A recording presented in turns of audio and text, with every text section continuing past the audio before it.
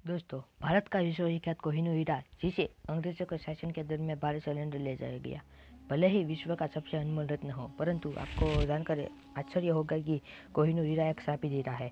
जिसके पास भी ये हीरा गया, उसका सूर्यास्त हो गया।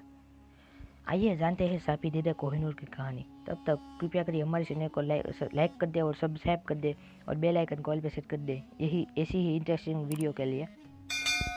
कोहिनूर, जिसका अर्थ है रोशनी का पहाड़। आंखों के सामने ही एक खूबसूरत छवि आ जाती है, लेकिन इस रोशनी ने अनेकों साम्राज्यों को पतन कर दिया। वर्तमान में आंध्र प्रदेश नाम से जाने वाले राज्य के गुड़गुड़ जिले में स्थित एक खदान से ये हीरा अनमोल हीरा पाया गया था। इतिहास में उसका उल्लेख सर्वप्रथम बाबर ने बाबरनामा किया था। कुछ सूत्रों के अनुसार कोहिनूर लगभग 5000 पूर्व मिला था। यह संस्कृत में लिखे प्राचीन इतिहास के अनुसार समयंतक मणि के नाम से प्रसिद्ध था।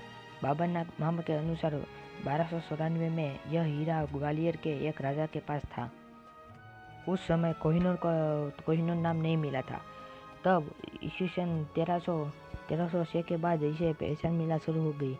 इसमें यह भी स्पष्ट किया है कि जिसके पास भी ये हीरा है, वो संसार पर राज करेगा, परंतु उसके साथ दुर्भाग्य भी उसके जीवन में पड़ने में होगा। केवल महिला ही किसी भी प्रकार से दंड से मुक्त होकर इस हीरे को धारण कर सकती है। इस तथ्य पर किसी ने विश्वास नहीं किया।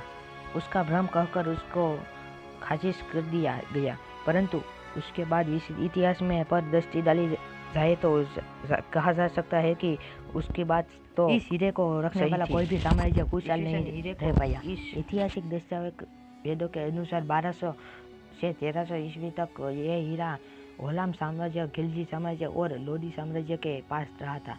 ये सभी साम्राज्य अल्पकालीन रहे और जल्दी जंग और हिंसा के कारण उसका अंत हो गया। 1326 ईस्वी के में यह हीरा काकतीय वंश के पास गया और यह वंश जो 1083 ईस्वी से शासन कर रहा था, वो एकाएक 1323 ईस्वी में क्षीण हो गया। काकतीय राजा के युद्ध में हार होने के कारण इस वंश का शासन काल समाप्त हो गया। काकतीय साम्राज्य के विनाश के पश्चात 1325 में 1351 तक यह हीरा मोहम्मद बिन तुगलक के पास रहा था और 16वीं शताब्दी तक अनेकों मुगल साम्राज्य के पास रहा था। इन सभी सल्तनत का अविश्वसनीय तरीके से मौत हुआ था। मुगल शासक मोहम्मद तुगलक जब अपने शासनकाल में गुजरात में तागे को समाप्त करने के लिए सिंध की ओर बढ़ा, तो मार्ग में ही वो गंभीर रूप से बीमार हो गया और उसका मृत्यु हो गई। कोहिनूर मुगल शासक हुमायूं के पास पहुंचा तो उसके जीवन में भी दुर्भाग्य का आगमन हो गया। वे शेरशाह सूरी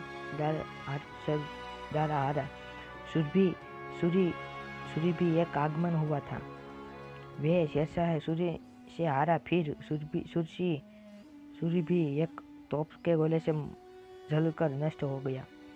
पुत्र व अधिकारी जलाल खान भी अपना शल्य द्वारा मारा गया।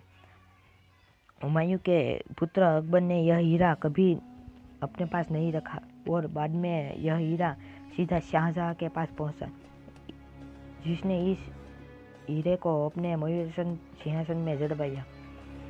शाहजहां के दुर्भाग्य के विषय में तो हम सभी जानते हैं।